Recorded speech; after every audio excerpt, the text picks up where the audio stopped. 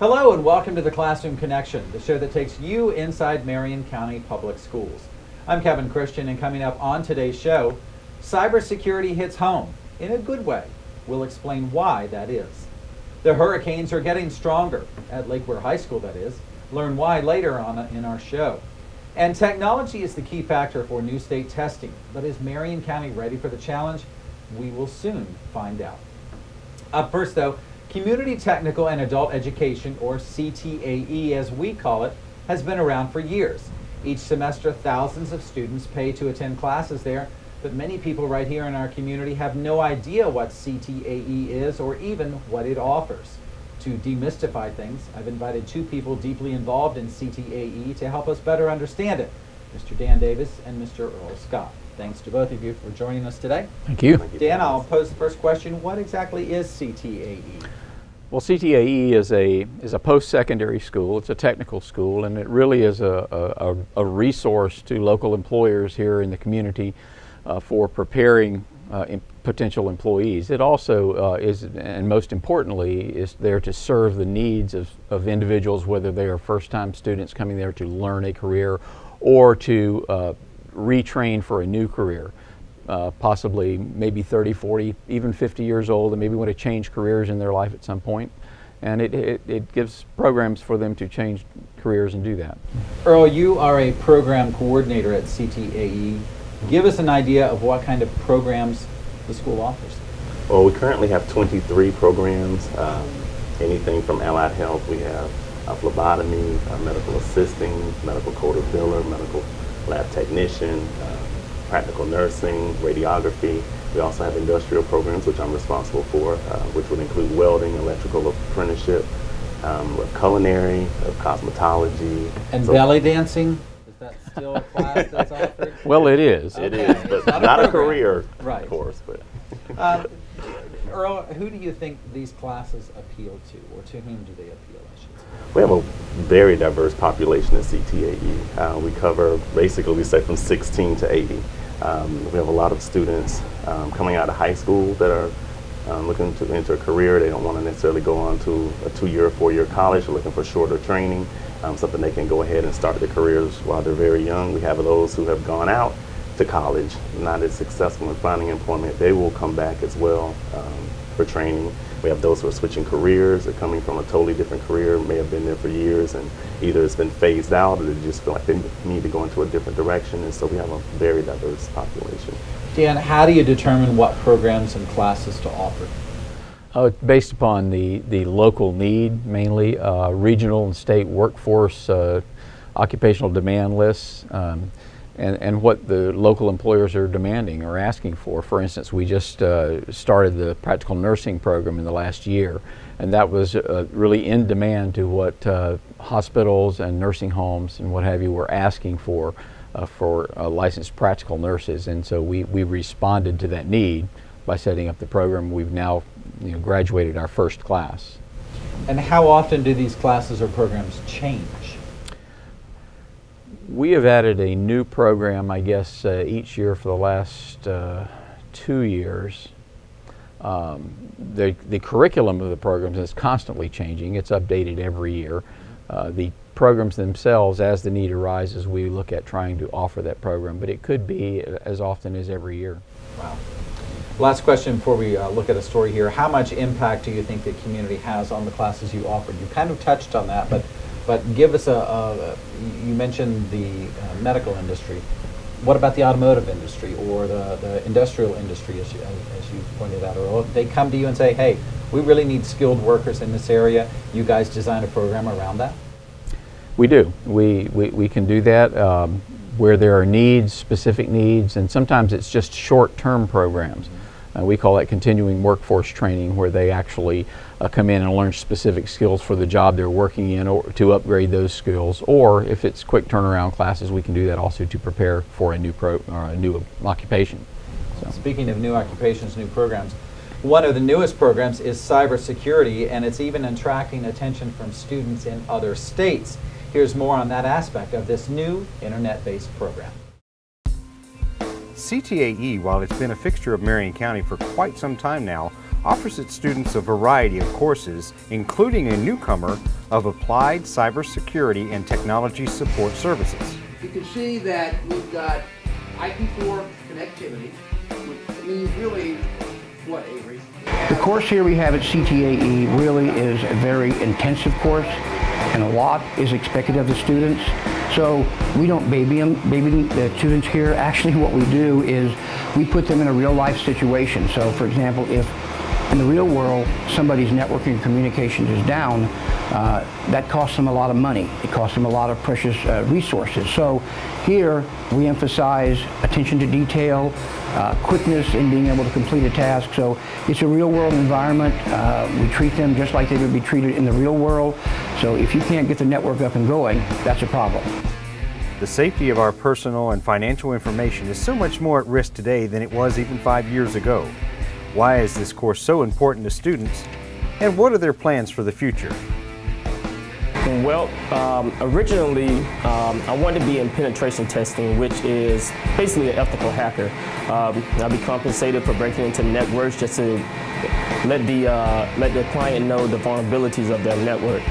But since then, I've decided that I actually want to go into Linux administration, become an administrator.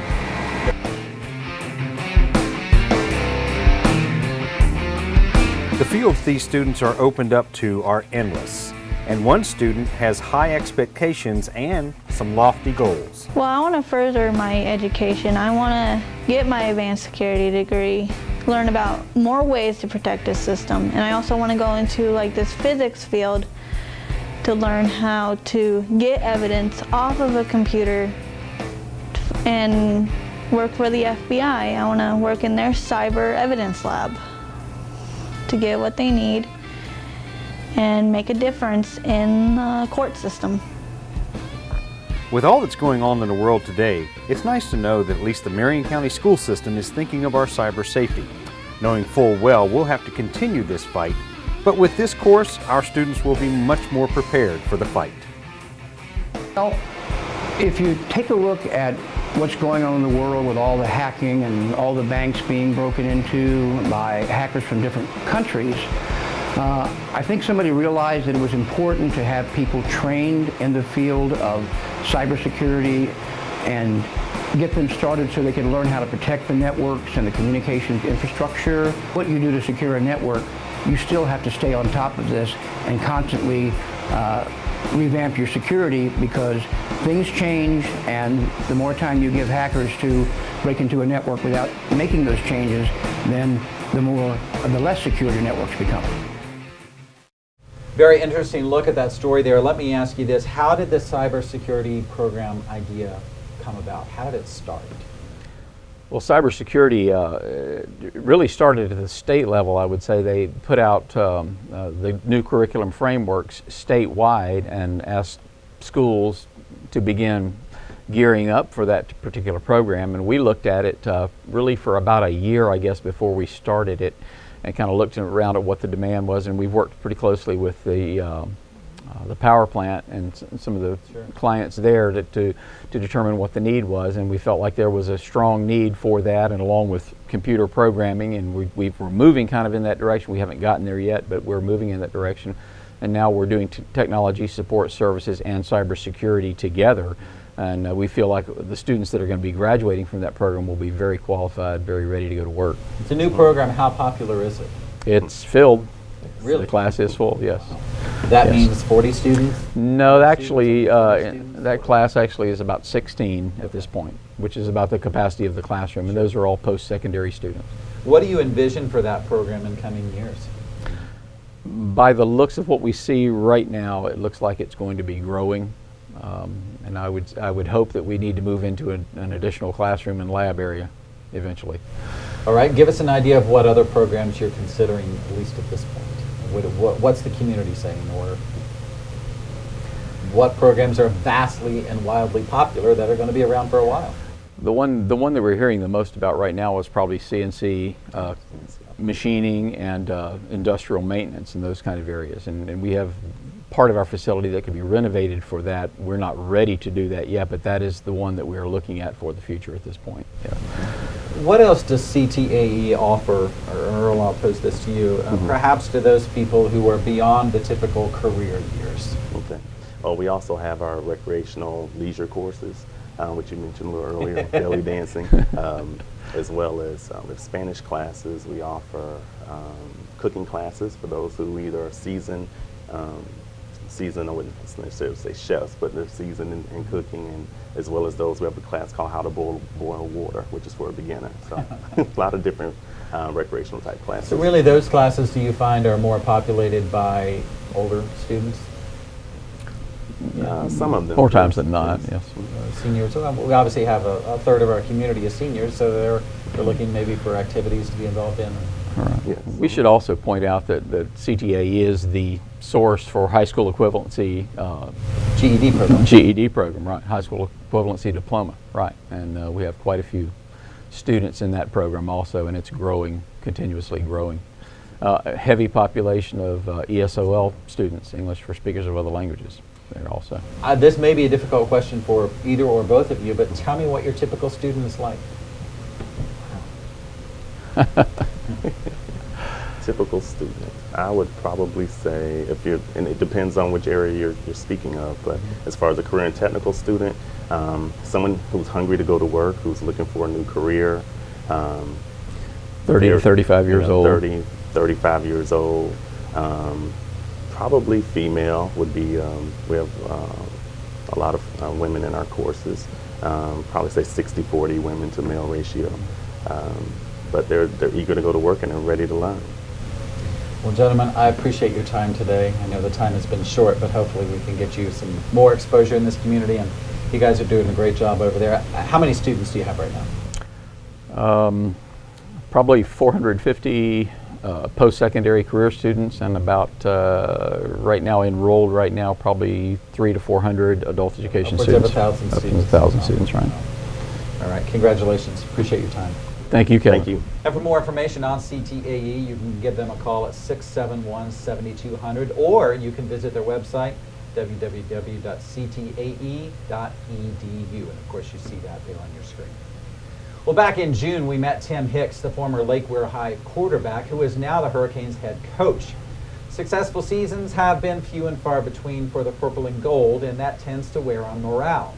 But after their victory in the spring game, there was a new spring in the Canes' step, you might say, a new spring in their step. Joe Hartley checks in with them to see if it has carried through to the fall season.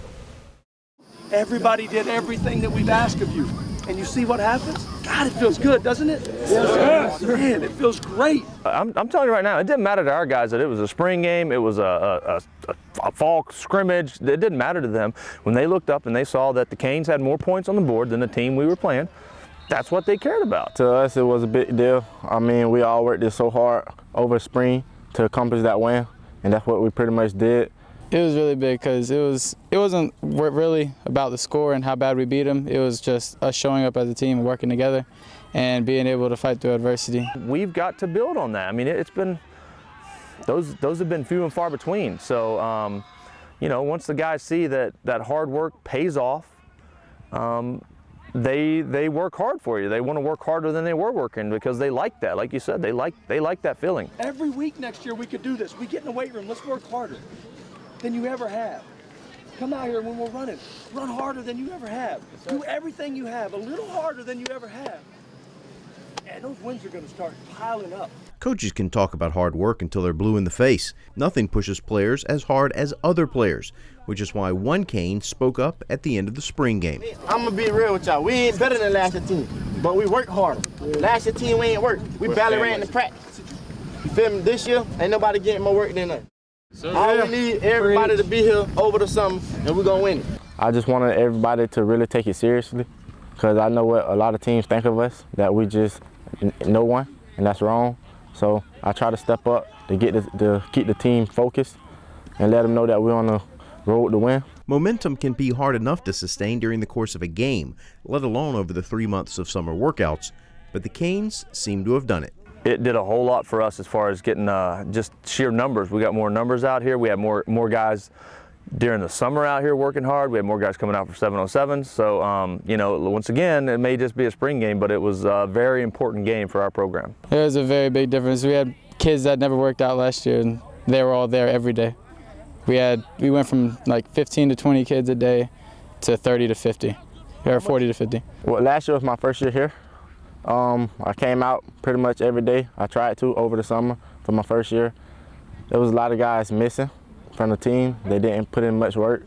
But this year, over the summer, everybody put in pretty much a lot of work. Everybody was pretty much here every day, getting it in, working hard. For all the people that have ever played here at this school, I want them to see and be able to come back and say it's a program now. It's not a one-year team, one year where they win 6 or 7 games. Every single year, these guys are competitive in every game, and that's what I want. I mean, and I think we've got the kids to start that tradition, and I think we're definitely moving in the right direction. It's a new team, boys. New leaf, man. 20 months of hard work. Let's do 3 months of it. Let's get it. Family on 3. Family on 3. 1, 2, 3. Family!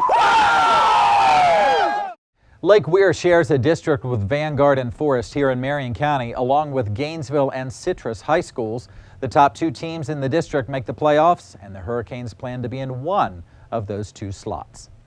Well, starting this month, we feature a new student spotlight showcasing outstanding students right here in Marion County Public Schools. Our first honoree, though, technically is really no longer a Marion County student, but that is exactly what makes him so special. Vince is one of those kids that when you first talk to him, you know right away, just in the back of your head, that there's something special about him, and you know that at some point this person is going to be somebody that's going to do some amazing things in life. There was a student who went to North Marion, I believe it was 20 years ago, and my aunt, Miss Conlin, she ended up teaching him when he was in 10th grade.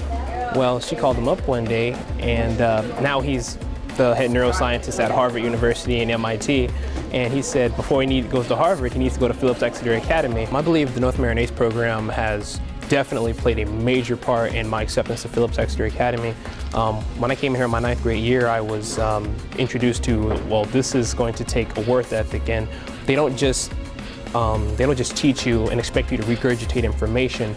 They want you to apply your skills and really just understand the information to where you can use it in other applications in life. So I realized that I not only had to just study, I had to be able to break apart information, which is what these other higher institutions are wanting, such as Phillips Exeter Academy. I do expect the work to be harder. I expect the curriculum to be a lot more challenging.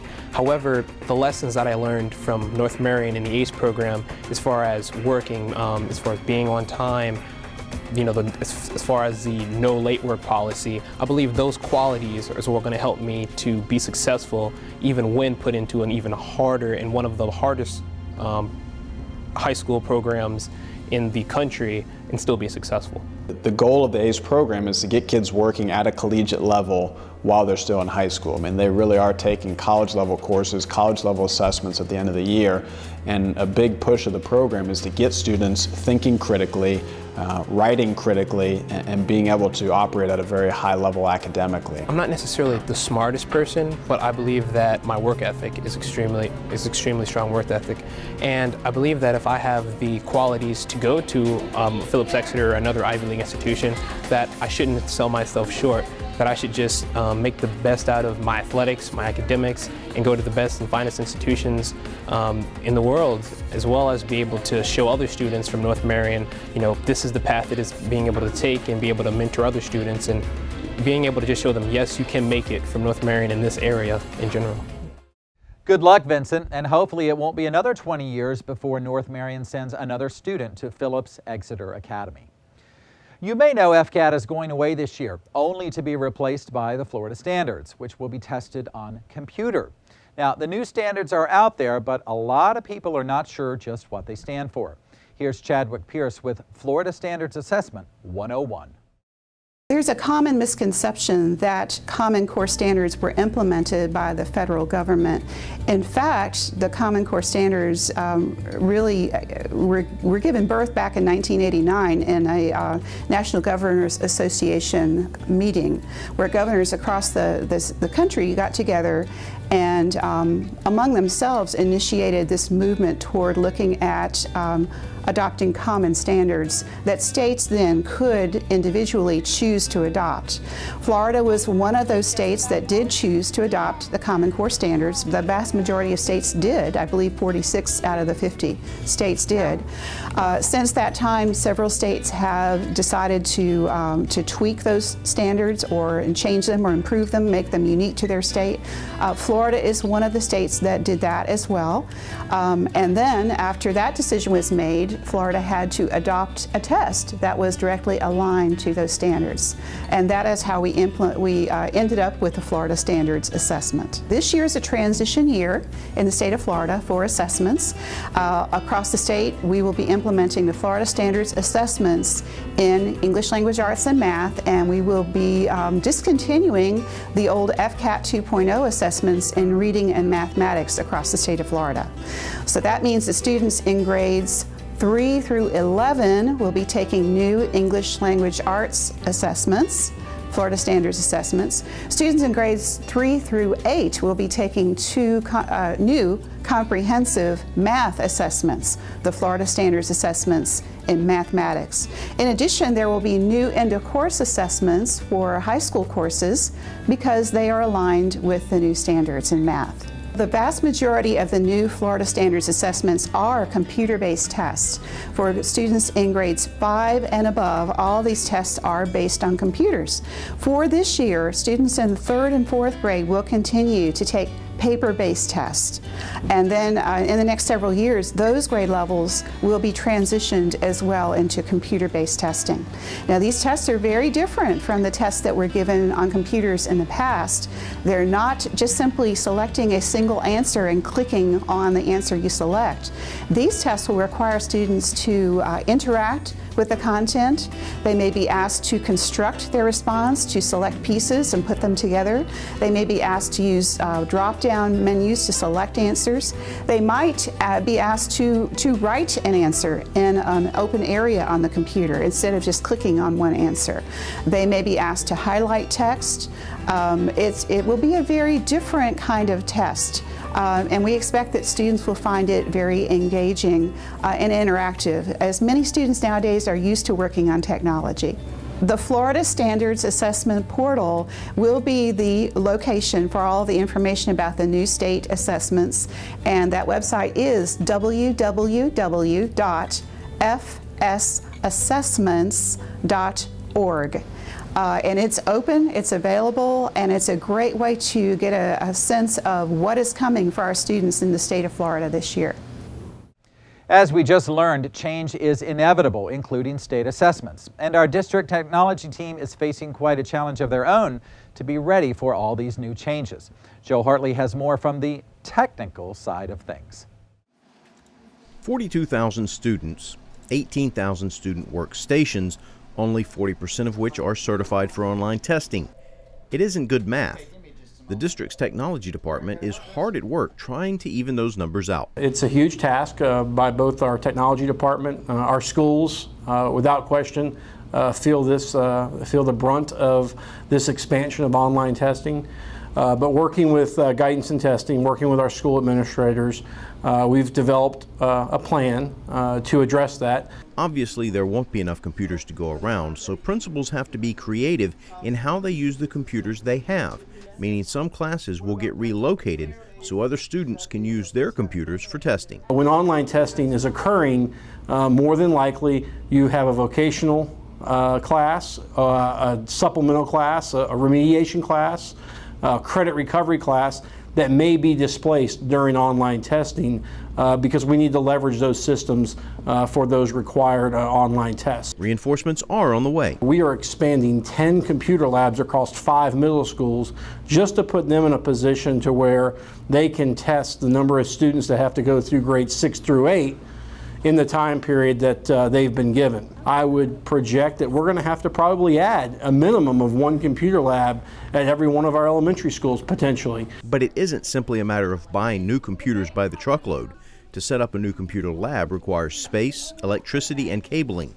things not always readily available on some campuses. For us, there are challenges to expand labs and rooms and have power and electrical. I mean, we're talking when we expand or add a lab, you're looking at anywhere from, it could be a $3,500 cost all the way up to a $10,000 cost for expanding or adding a new lab, just depending on the type of equipment, the cabling that we need, the infrastructure we need to add to support that. But not every new computer is an additional computer.